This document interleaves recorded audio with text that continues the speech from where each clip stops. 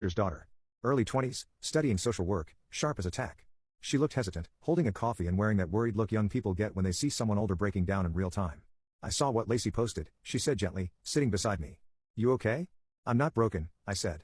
Just done pretending I'm not being used. She nodded. Good. That one word, good, hit deeper than I expected. Not because it validated me, but because it was the first time someone said it out loud without making me feel like a monster. You don't owe anyone an explanation, she added. But I'm glad you stood up for yourself. A lot of people never do. We sat in silence for a moment. Then she asked, do you think you'll ever speak to Lacey again? I didn't have an answer. I still don't. Later that evening, Marsha approached me in the hallway. She didn't knock. She just opened the door and stood there, arms crossed, face tense. So, this is it? She asked. You're really going through with it? Yes. And you don't even care what people are saying? I care more about what I'm feeling for the first time in years. She let out a dry laugh.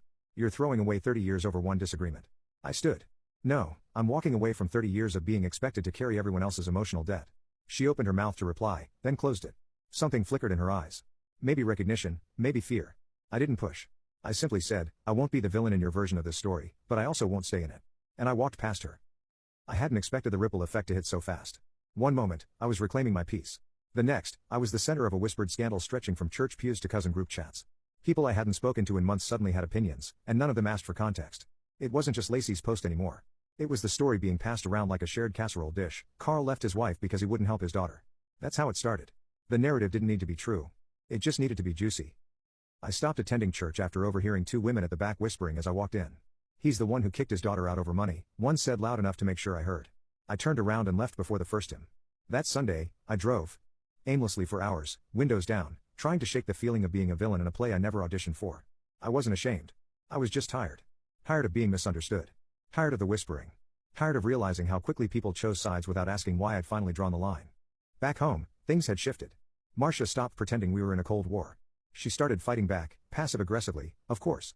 She left bills on the kitchen counter addressed to both of us. She forgot to wash my clothes when she did laundry. She even invited Lacey over without telling me. I came home one evening to the sound of her voice drifting from the kitchen. That high, tight tone she used when she was trying to be the bigger person. I didn't walk in. I didn't want to see her, but I couldn't unhear the words. He's changed, Lacey was saying. Like he doesn't even care anymore. It's like he's cold.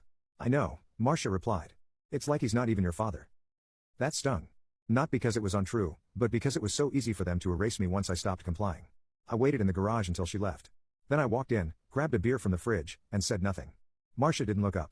She just said, you know, she cried herself to sleep last night. I took a sip. So did I. She glared at me, furious that I wouldn't bend, that I wouldn't apologize for choosing peace over performance. The next morning, I found a voicemail from Lacey. Her voice was low, shaky. I don't understand what happened to you,